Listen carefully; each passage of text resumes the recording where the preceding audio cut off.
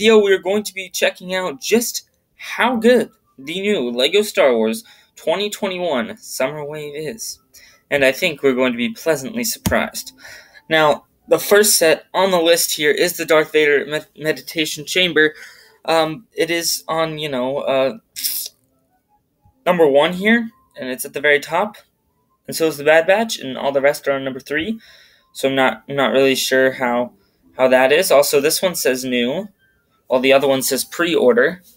But this one is also a pre-order, so I don't really understand. It's called the Bad Batch Attack Shuttle. We've seen it a lot before. Looks really great. It's got stellar figs. Speeder. Both speeders are just like stupid, because we know they're just put there to add additional prices to the set, and then of course you can't pick it up by the fins. So yeah, that seems like a pretty big downer. But me not ever having bought a shuttle before, I probably won't care one way or the other. Then you have the box art, everything. This set really good. We're not gonna take a look. This is not a set pictures thing. This is a we're just taking a look at all the sets, remembering all of them, and then we're going to talk about how good they actually are. Darth Vader Meditation Chamber, it's made for 18+. It's on the first page, it says pre-order. This is not Darth Vader. What just happened? And it has 2 figures. It's retailing for like $70, which seems a little excessive. If it takes me to the Bad Batch again. Thank goodness. It seems a little excessive. It's on the all-black box art, but that can be scary, guys. I think we need to change that box art. That can be scary. I think little kids, who this set is clearly not made for, I think little kids are going to be pretty scared. Ooh, yeah, that is some scary box art. Sorry, I'm just totally ranting on all of the stupidity going on with calling it Boba Fett Starship. That doesn't make any sense. We'll go into it later. This is Darth Vader's Meditation Chamber. It's got the plaque. Looks super premium. Not a set for me. This is not worth $70 in anyone's imagination. The chess set is more worth it for $60, and even that, it's a ripoff. Still a good set though. Don't get me wrong. And they just put this set next to all the other old sets. So we have Darth Vader's Meditation Chamber. We have the Bad Batch Shuttle. Here's all the old sets that aren't really old. We go to tab number 3 here and scroll down. You're going to find the Imperial Light Cruiser, and all of the rest of them are going to follow after that. Imperial Light Cruiser, of course, comes with 6 minifigs, $160 freaking dollars, which is $160 for this. Okay. I don't know about that. It's only 1,336 pieces. That's should be $30 less, you know what I'm saying? But okay, I'll probably see if this set goes on sale or something before I buy it. Because there's absolutely no way this set is worth $160, even though it does come with 3 new premium amazing figures, and if you throw Cara Dune in there, that's actually 4 really good figures. Notice how Baby Yoda and Mando are just like everyday figures at this point, because they're in so many sets. Like, I already have one. I'm chill. I don't need more. I would like a Beskar Mando, but I'm not going to pay $30 to LEGO for a Tatooine set with a Tusken Raider. No, sir. Maybe if I had another Tusken Raider, but no. Okay, box art images. Clearly this thing opens up, but the bad thing about this is there's features right here, but everything behind it, there's nothing. There's no features. You have to put your people out here. You can't open the back engines at all, and it just doesn't make any sense whatsoever. That's my little rant about that one. However, it is a good set. Another good thing about this wave is the fact that it does have a lot of Mandalorian and Clone Wars sets. In fact, this wave is only Mandalorian and Clone Wars, which I believe is what most people in this world want, is Mandalorian and Clone Wars sets. And this set here, the Imperial Armored Marauder, which is funny because they call the Bad Batch Shuttle the Marauder, so that's a little interesting there. Maybe LEGO screwed it up, because I could just call this the Imperial Troop Transport. No one would bat an eye. Like, this is clearly just a troop carrier, troop transport, called Imperial armored troop carrier or troop transport. No one will care. But no, they have to call it the Imperial Armored Marauder. You know, Marauder sounds a little scary. Perhaps we should switch it out.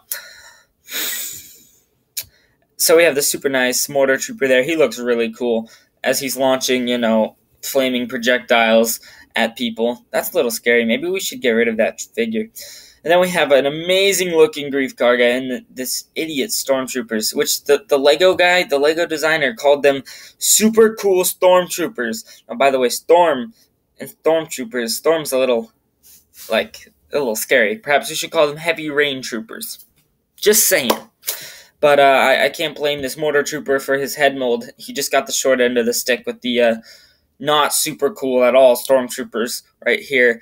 He was just given a bad idea. I like that this entire thing opens up. In fact, it looks super cool. I hate how they make this look like you can fit a figure through there, and when you really can't. I mean, if you turn him on his face and then shove him in, you can, but you know what I'm saying? This opens up, the front opens up, there's a control panel. That looks really cool. In fact, I really do like this set. It can hold 4 Stormtroopers if you want. And if these were the regular Stormtroopers, I'd buy this set immediately. But right now, in my collection, I have 0 of those not super cool at all Stormtroopers, and it is staying that way. I'm not buying this set because I don't want those Stormtroopers. Literally, I've just kind of said no to any set with Stormtroopers, which is why I'm glad the Moff Gideon's doesn't have any, because now I can buy it. It's just a little rule and kind of a meme joke. But this set is kind of cool. I was thinking it'd be not very cool, but definitely you could sit your trooper in here, your troopers. Then you could sit this one in here, and it rotates with the cannons, like in episode 4 where they're shooting the dice. Yeah, that's pretty cool. And then we've got this box here, and yeah, like I said, this isn't to take a look at stuff, but great set for the Mandalorian here, except for the Stormtroopers, but I'm just going to not talk about that, because not everyone hates them as much as I do, so great set, the Imperial Armored Marauder, as well as the Imperial Light Cruiser. Now we have a few more. Here's Boba Fett's Starship, which is a terrible name, might I add. This is the Slave One, guys. We're calling it the Slave One, and I'm going to put out, when I do review this set, the, whatever its number is, the 75312 Slave One, and I'm going to review it, and people are going to know exactly what I'm talking about. And no one except David Hall is calling it Boba Fett's Starship. Boo, David Hall. Come on, man. Come on. We're going to call it... It just doesn't make any sense. Why can't we say the word slave anymore? We need to teach people about slavery so we can prevent it from happening again. We can't do that if we can't use the word. Oh my gosh. Anyway, what are they going to call it? Temporarily without freedom, Leia. What? Come on. But I do say, this box art is gorgeous. They never do green box art, and I love it. I love every bit of it, except for that part. Just change it real quick, and I'm fine. But aside from the name, this set is amazing. I would have liked another figure, perhaps. I would like a Mayfeld or something, because this is clearly from that episode. But I do like that it comes with Mando. The new Boba Fett's okay. It's okay. I don't have a Boba Fett. I'm not buying this set for Boba Fett. I'm just buying it for the Slave One, because it's going to be great. Notice how I said the Slave One. Didn't even think twice about it. Until now. It's got this nice service cart in the back, and, it opens up, and, basically a ton of good features in this Slave One that, we love to see. We love to see it. And then it can have a stand and look like a premium set. Guys, this set is amazing. So we've got Moff Gideon's Cruiser, which just has good figures, and we've got, it's a good set. It's a great set. And we got Boba Fett's Slave One, which is an amazing set as well. And then the Imperial Armored Marauders, packed with features. Mandalorian Starfighter. Can you get any better than a Mandalorian Starfighter for $60? Clearly you're getting scammed here because it's 544 pieces, and it does seem a little small for $60. Do we care? No. Are we really getting scammed? Probably. Do we care? No. Because we're getting a Gar Saxon, we're getting a, Bo-Katan, and that Mandalorian Loyalist is the most underrated figure of this entire wave, okay? I've been saying that from the beginning. Everyone's like, oh, it should have been a Captain Rex, and everyone's disappointed, and all the focus goes on these two. But guys, I love myself a good Mandalorian Loyalist, and right there, That is a good Mandalorian loyalist right there. Most underrated figure. Also, I really have to say I hate how they are using these blasters, that they don't work. They don't work. Use the small ones. Go back to the little gray things.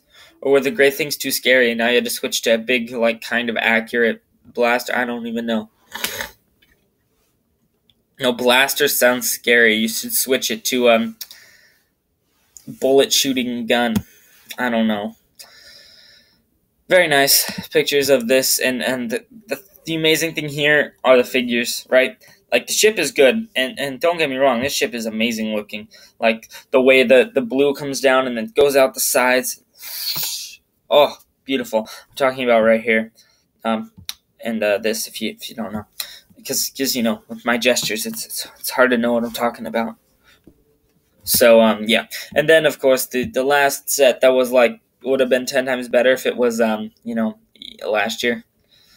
Yes, you know what I'm talking about. We're talking about the Duel on Mandalore. Still, pretty good. I don't know if Darth Maul, I might pick this up for Darth Maul. Definitely going to wait a year, though, until it goes to $16, not $20. This set is not worth $20 at all. It's not even worth $16. It's worth $10. This is like a micro fighter, guys. This is slightly more than a micro fighter, but not that much more than a micro fighter, okay? 147 pieces. Micro fighters are like 100 pieces, and dual sets need to be around 200 pieces. This is 147. Doesn't even make the cut for 150. You can't even round it up to 200. Like, no. I mean, I suppose one could round, 147, that's above 45, so I guess it's 150. And then, 150, we should round it up to 200. Guys, you can't do that. That's not how rounding works, okay? 147. This set is actually terrible, except for the fact that it's Clone Wars, and it has Darth Maul, and it has Ahsoka, and it has, I guess these things are cool, kind of. But everyone's going to wait and pick this up for 16. It's not a must-have, so, you know. Just how good is this wave? I mean, this is not a good set to base it off of. Me, personally, I'm going to say the best set in this wave is definitely Mandalorian Starfighter. And I think a lot of other people are thinking the same thing. But also, the Slave one is really good.